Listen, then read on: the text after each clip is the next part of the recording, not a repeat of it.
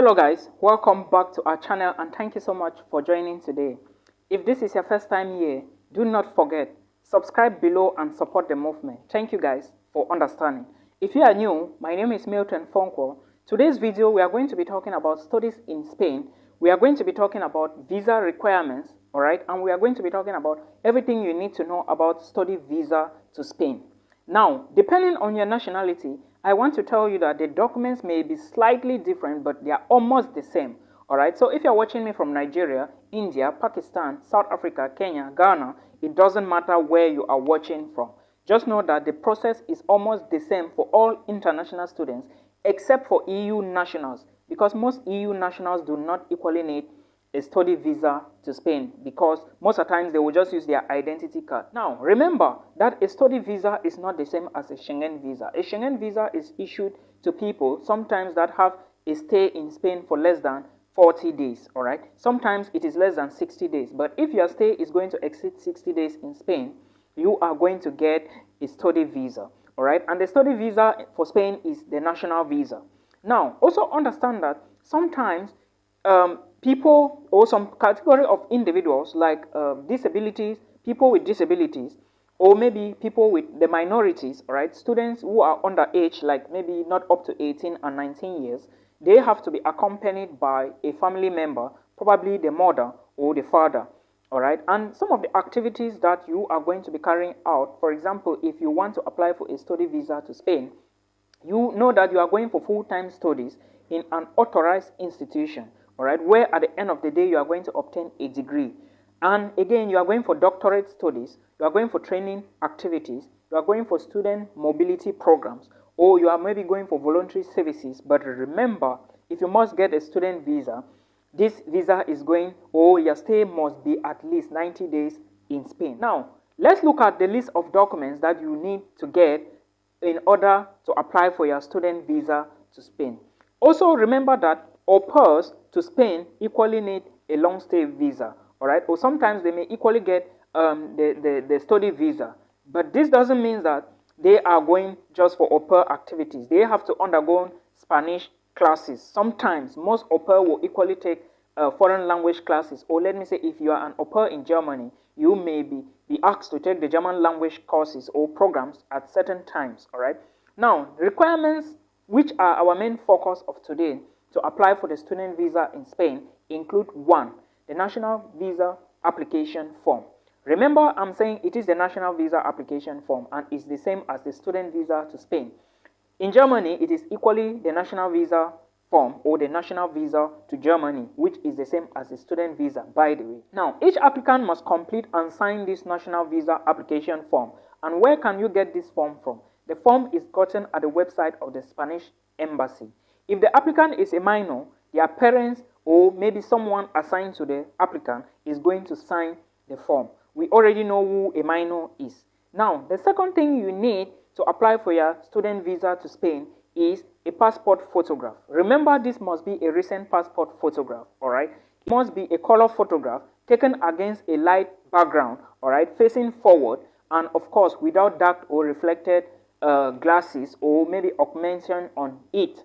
So you need to verify which dimension you need from the embassy's website. All the details will be there, all right? But remember, very important, before you even start the visa application for Spain, you must be able to have a document to show that you are going to be studying in Spain.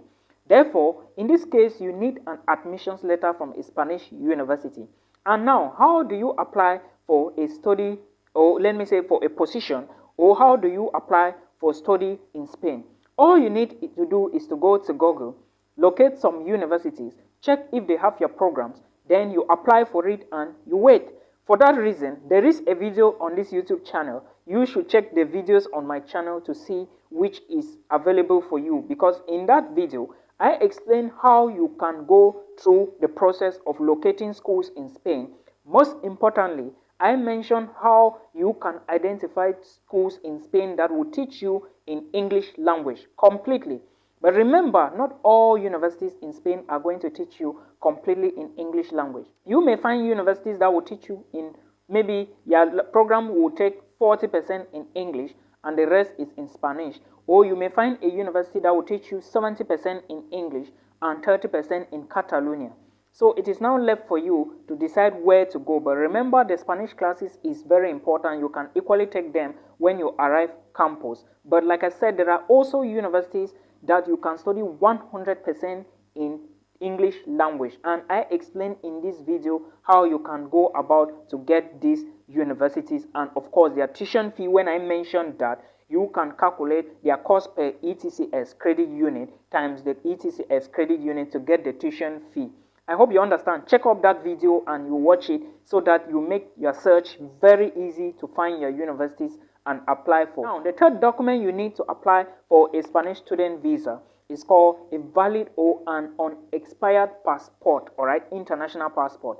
I'm talking about your international passport in this case because the original and the photocopy of the page or pages of the passport that contain the biometric data, all right, you need to have the passport with that information inside. Don't take a passport to the embassy that does not have these details, your names and all the details like your date of birth and your face, all right. Make sure the passport is valid for at least a duration of the plan of your stay and contain two blank pages. So, for example, if you want to apply for a master's degree program in Spain that you are going to be maybe studying for 2 years, you need your passport to be at least 2 years to validity date. What I mean is it shouldn't be expiring anytime between 2 years and 1 year. So, if you want to apply for a program in Spain, if your program is 2 years, make sure your passport is still left like 2.5 or 3 years. That is what this statement means. If you can verify more, check the Spanish Embassy website. All right, I will put the Spanish Embassy website down there. For Cameroonians, easy accessibility because I am a Cameroonian. For Nigerians, the process is pretty the same. So for South Africans, everywhere, international students, it is pretty the same. All right, now you equally need one photocopy of your national identity card. For example, if you are applying from Nigeria, you need a copy of your identity card. If you are applying from Cameroon, go with your identity card. But if you don't have the original of your identity card, you can equally go with the paper. For those in Cameroon, we already know what the récépissé is. They call it in French récépissé, all right? So take this document and go with it to the embassy because it is going to equally show your nationality. You need it. For those watching from other countries, you can equally go with a document to show your nationality, not the passport. You need this. Please verify the procedure, I believe, is the same in all countries, all right? Then you equally need acceptance to study, all right, or training or voluntary activity or internship, original copy of the documents, all right, original copy of your admissions letter. This is what they are talking about. Acceptance at an authorized teaching center or acceptance at a training institute or a bigger university or an organization, but know that you must have the acceptance letter of this particular university. Now, let's talk about some other stuff relating to other documents. I will talk about the proof of funds in another video, all right? So there is a particular video I will bring here. The proof of funds I realize has changed for Spain, but I will be talking about it in another video. So maybe you watch the video before this one, but just know that the proof of funds is going to be different. Now, the other document you need is the health insurance. The health insurance must be the original and the photocopy. Now, when you go to a health insurance company, equally make them understand that your program is this. Present your admissions letter to them so that they know what they are going to give you. Originals and copies of the certificate accrediting the public or private health insurance contracted, all right, with an insurance entity authority to operate in Spain. So do not just go to any private insurance, all right? The insurance policy must cover all the risks insured by Spanish health, public health system. So you need to get what is required. Sometimes ask the embassy, which insurance company can I use, all right, so that you know what you are doing. But again, I know that AXA Insurance, Swiss Care, these are the biggest insurance company I know. I may not know all of them, but I believe that these insurance companies can tell you something tangible, all right? So locate any insurance company in your own home country, and of course, you apply for your insurance and they will give you. It doesn't take a lot of time. Remember that sometimes I mentioned in another video that you have to undergo the process of legalization. And there is a video I recently posted. It has not been long, all right? Check that video and watch it. How you can, your credentials are going to be evaluated or how you are going to do your legalization before you carry the documents to the Spanish embassy. But there is an update. I will talk about that, or I will mention, or I'm going to bring it so that you are aware of all the details that are available. After the health insurance, you equally need a criminal record. All right, a criminal record or a check certificate. This is usually going to come from the police authorities. All right, so you must attest this document. It must be apostilled and legalized. All right, and submitted alongside a translated version in Spanish. So when you get these documents, make sure you legalize it. They want to be sure that you have not involved in crimes before. All right, remember you are going to an EU country and they don't want people that will come in and cause a lot of problems. So you have to get your criminal record attest. For Cameroonians, I think the criminal record is gotten only where you were given birth to. That is to say, if you were born in the southwest region, the northwest region, the littoral, you have to go to where you were born to get it. And that makes it a little difficult and complicated. But again, like I said, you have to verify, because I'm not very certain of, because things do change, all right? Things can change anytime. So verify that and get it. Again, you need a medical certificate, all right? Applicants requiring a visa for a stay for more than 180 days must submit originals and a copy of medical certificate accrediting that they do not suffer from any disease that could cause serious repercussions for public health pursuance of or to 2005 international health regulations. Foreign documents must be legalized and apostilled, and where applicable, must be submitted together with the official translation into Spanish. I hope you understand. There are a lot of videos I have said on this YouTube channel how you can go about translation. There are equally videos I did some time ago where I mentioned how you are going to apostille all these documents. So you can check all the details and you go about it. For my other subscribers who are just joining, check the video description box. You can equally book a one-on-one with me, guys, if you need more information. Because like I said, I'm pretty difficult, all right? So difficult to get to me now. I'm so busy, so busy. But I always attend to everybody, all right? You are my subscribers and you are my family. So, of course, I will always respond. Please, in the comment section of the video, always put your comments there, all right, of the YouTube video. Put them there rather than sending to my emails or maybe to my other handles. I will rarely find them there, but my YouTube is always with me. I always have my device where I would see comments from YouTube easily, so I always respond very fast. I'm very rapid when it comes to comments on my YouTube comment section, all right. I do respond very fast. Then again, remember the criminal record is the 8th document you need. And I talked about medical certificate, right? That is the 8th document.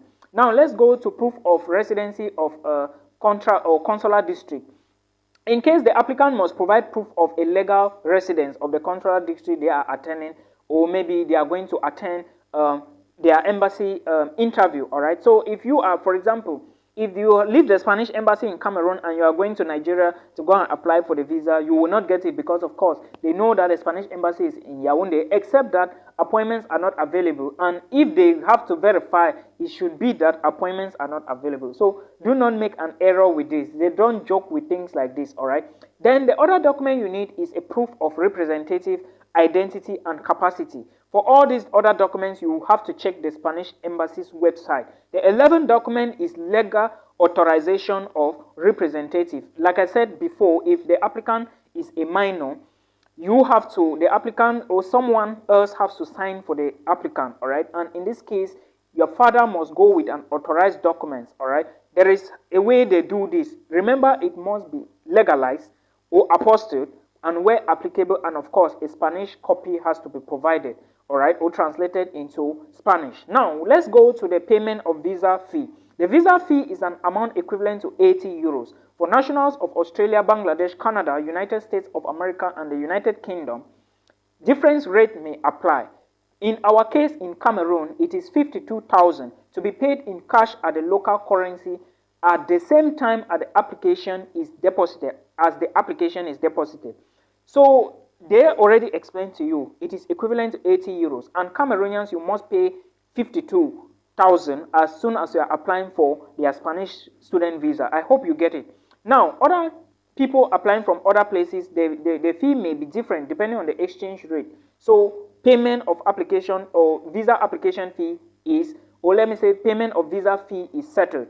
Now let's go to last diplomas of studies legalized in this embassy, or in fact what this statement means is you have to legalize your documents. This legalization must have been done before applying for visa, which means that you have to legalize your documents before you go and apply for your Spanish visa. All right, do not go that way and say you must legalize it at that time before you apply for the visa. No. And it's a process that lasts 3 weeks. So legalization instructions are found still on the website. You can check them. All right, and required documents and every other thing. The procedure on how you are going to apply for the visa is still on the website. You can check that. How to book appointments are there.